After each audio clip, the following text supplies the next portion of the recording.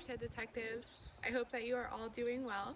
I'm coming to you from the Bennett Nature Trail on a beautiful sunny morning. I'm here today so we can take a walk in the stream that we've walked together in the past.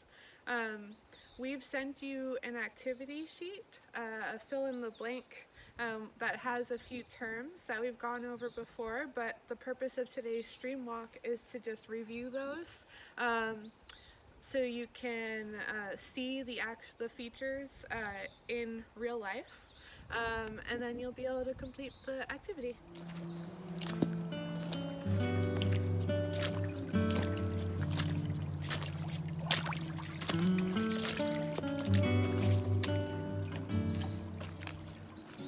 Okay, so here we are at our stream.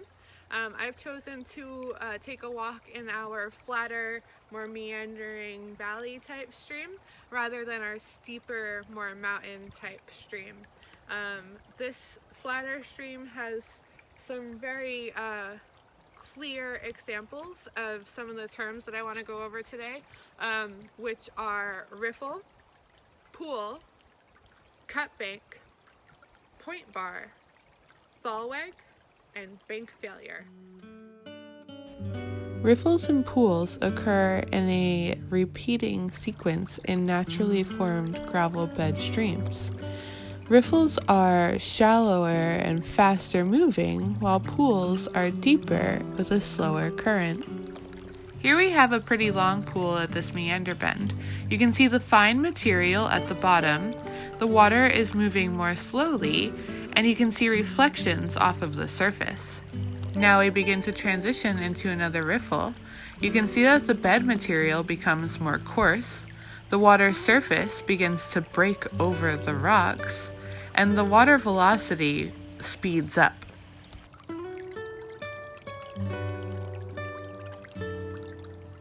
The energy level of the water changes as the water meanders back and forth across a valley bottom. The inside of meander bends are slower moving, and over time, sediment is deposited on the inside, forming what is known as a point bar. On the outside of the meander bend, the flow is more turbulent with higher energy, and that erodes the material, forming a cut bank. Here's another really great example of how the water is eroding the bottom of this bank as it turns around this meander bend. Here we can see this erosion and deposition happening even on a small scale. As the water flows around the bend, it deposits on the inside and cuts away at the low bank on the outside. Now let's talk about the thalweg. Think of the thalweg as an imaginary line that connects the fastest moving parts of the stream.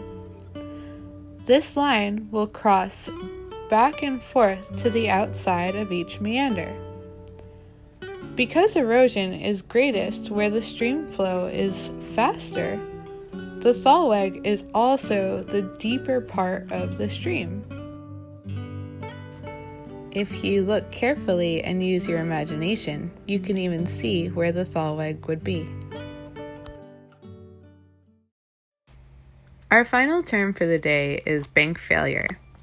We've gone over the fact that moving water has energy, and that energy erodes the material next to the stream if the water comes in contact.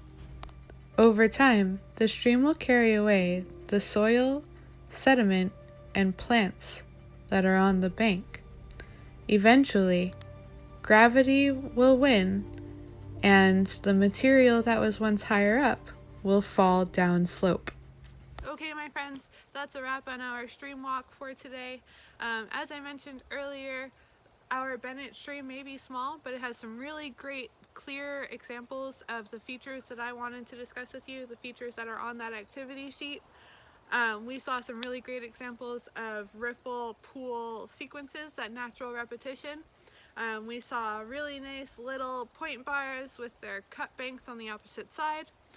We even saw a tiny bit of a bank failure, and the thalweg's pretty nicely defined. You can see where the waters deeper and faster where the energy is in our system. So we're super lucky to have this in our backyards. Really nice little stream in our watershed and right behind the school. So I hope that you enjoyed getting to know it a little bit better today, and I will see you soon. Take care.